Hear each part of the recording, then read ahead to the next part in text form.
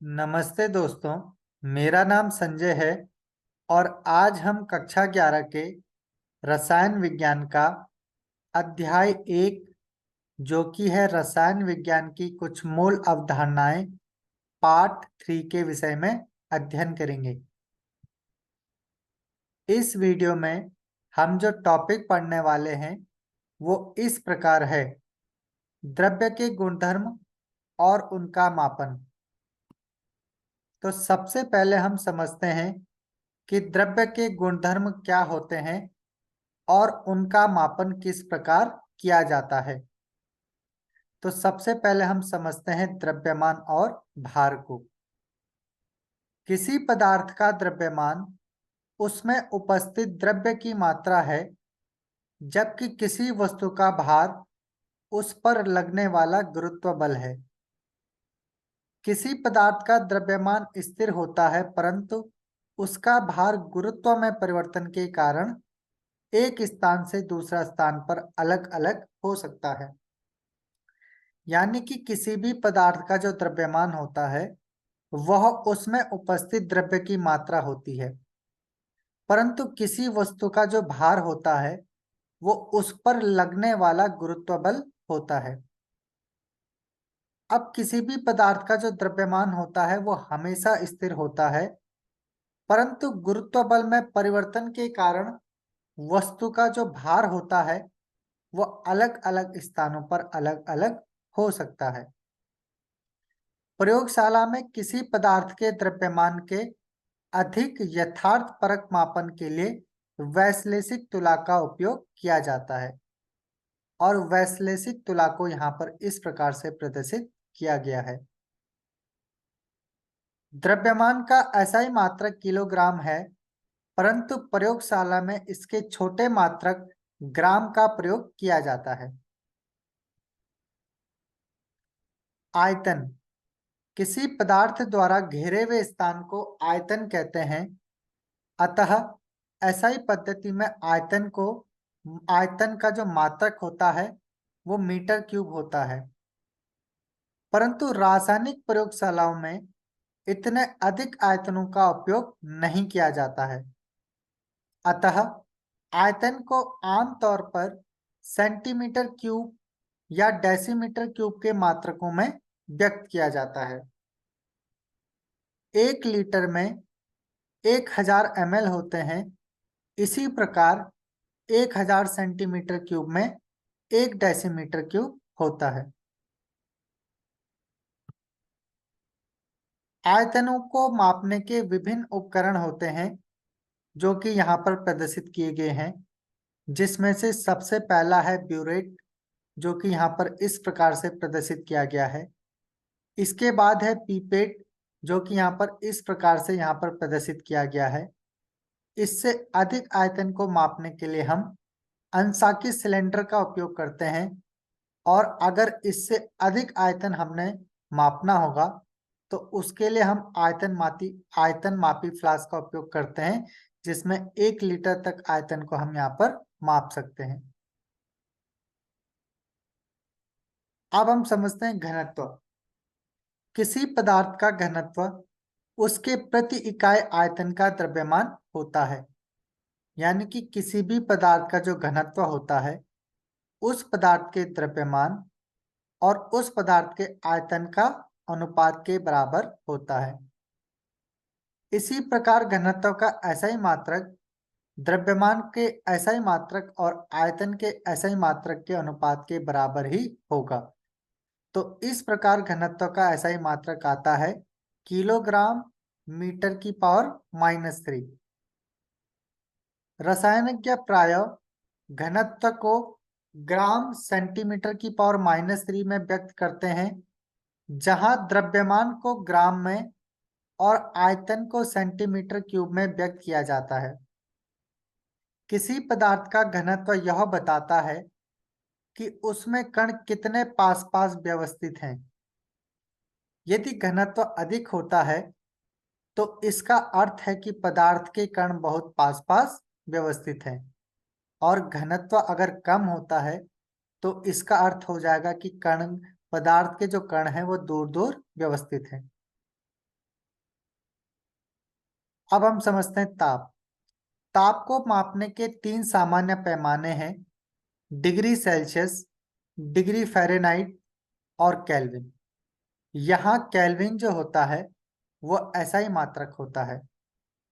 साधारणतया सेल्सियस पैमाने वाले ताप मापियों को 0 डिग्री से 100 डिग्री तक अंशांकित किया जाता है, जहां ये दोनों ताप क्रमशः जल के हिमांक और क्वथनांक हैं। फ़ारेनहाइट पैमाने को 32 डिग्री फ़ारेनहाइट और 212 डिग्री के मध्य व्यक्त किया जाता है। इन दोनों पैमानों पर ताप एक दूसरे से निम्नलिखित रूप से संबंधित हैं। डिग्री फ़ारेनहाइट बराबर होता है 9:5 multiply by degree Celsius plus 32।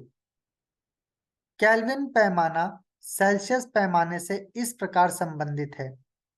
Kelvin बराबर होता है डिग्री सेल्सियस प्लस 273.15। अब यहाँ पर ताप के विभिन्न विभिन्न पैमानों को यहाँ पर प्रदर्शित किया गया है। उदाहरण के लिए यहाँ पर केल्विन में, यहाँ पर डिग्री सेल्सियस में और यहाँ पर फ़ारेनहाइट में प्रदर्शित किया गया है। उदाहरण के लिए जल का जो हिमांक होता है वो सेल्सियस में 0 डिग्री सेल्सियस होता है, जबकि फ़ारेनहाइट में 32 डिग्री फ़ारेनहाइट होता है और इसी प्रकार केल्विन में 273.15 केल्विन होता है। इसी प्रकार कक्ष ताप जो है वो सेल्सियस में 25 डिग्री सेल्सियस होता है, जबकि फ़ारेनहाइट में 77 डिग्री फ़ारेनहाइट होता है और इसी प्रकार केल्विन में 298 केल्विन होता है। जबकि सेल्सियस में मानव शरीर का जो ताप होता है वो 37 डिग्री सेल्सियस होता है, जबकि फ़ारेनहाइट में 98.6 और इसी प्रकार केल्विन में 310 केल्विन होता है। इसी प्रकार जल का जो क्वथनांक होता है वो सेल्सियस में 100 डिग्री सेल्सियस, फ़ारेनहाइट में 212 डिग्री फ़ारेनहाइट और केल्विन में 373 केल्विन होता है। संदर्भ मानक। किलोग्राम या मीटर सदृश मापन के मात्रक की परिभाषा निश्चित करने के पश्चात वैज्ञानिकों ने संदर्भ मात्रकों की आवश्यकता अनुभव की, ताकि सभी मापन उपकरणों को मानकीकृत किया जा सके। मीटर छड़ों, विश्लेषीय तुलाओं आदि उपकरणों को उनके निर्माताओं द्वारा अंशांकित किया गया है, ताकि वे विश्वसनीय मापन दे सकें। परंतु इनमें से प्रत्येक उपकरण को किसी संदर्भ के सापेक्ष मानकीकृत किया गया था। सन 1889 से द्रव्यमान का मात्रक किलोग्राम है, जो फ्रांस के सैब्रेस में प्लैटिनम इरिडियम सिलेंडर के द्रव्यमान के रूप में परिभाषित किया गया है, जो भार तथा मापन के अंतरराष्ट्रीय ब्यूरो में एक हवाबंद डिब्बे में रखा हुआ है। इस मानक के लिए PTIR की मिश्र धातु का चयन किया गया, क्योंकि यह रासायनिक अभिक्रिया के प्रति अवरोधी है और अति दीर्घ काल तक इसके द्रव्यमान में कोई परिवर्तन नहीं आएगा। द्रव्यमान के नए मात्रक के लिए वैज्ञानिक गण प्रयत्नशील हैं। इसके लिए अवोगाद्रो स्थिरांक का यथार्थपरक निर्धारण किया जा रहा है। एक प्रतिदर्श की सुपरिभाषित द्रव्यमान में परमाणुओं की संख्या के यथार्थ मापन पर इस नए मानक पर कार्य केंद्रित है। ऐसी एक पद्धति जिसमें अति विशुद्ध सिलिकॉन के क्रिस्टल के परमाणुीय घनत्व को एक्सरे द्वारा मापा गया है या मापा जाता है कि शुद्धता 10⁶ में 1 अंश है। इसे अभी तक मानक के रूप में स्वीकार नहीं किया गया है। और भी पद्धतियां हैं, परंतु इनमें से कोई भी पद्धति अभी PTIR छड़ के विकल्प के रूप में समर्थ नहीं है।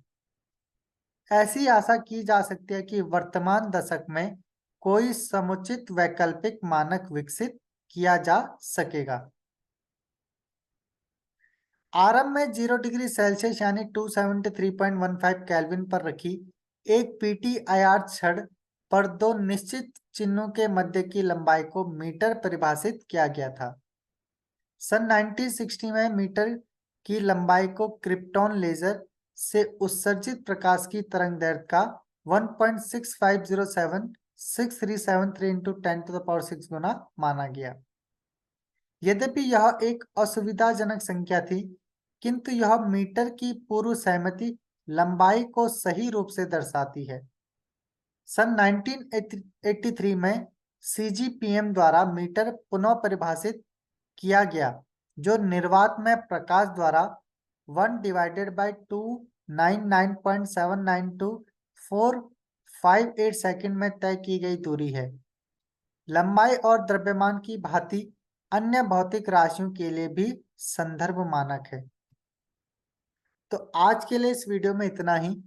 नेक्स्ट वीडियो में हम पढ़ेंगे मापन में अनिश्चितता, प्रतिशत संगठन और मूलानुपाती सूत्र एवं आणविक सूत्र। तो मिलते हैं नेक्स्ट वीडियो में।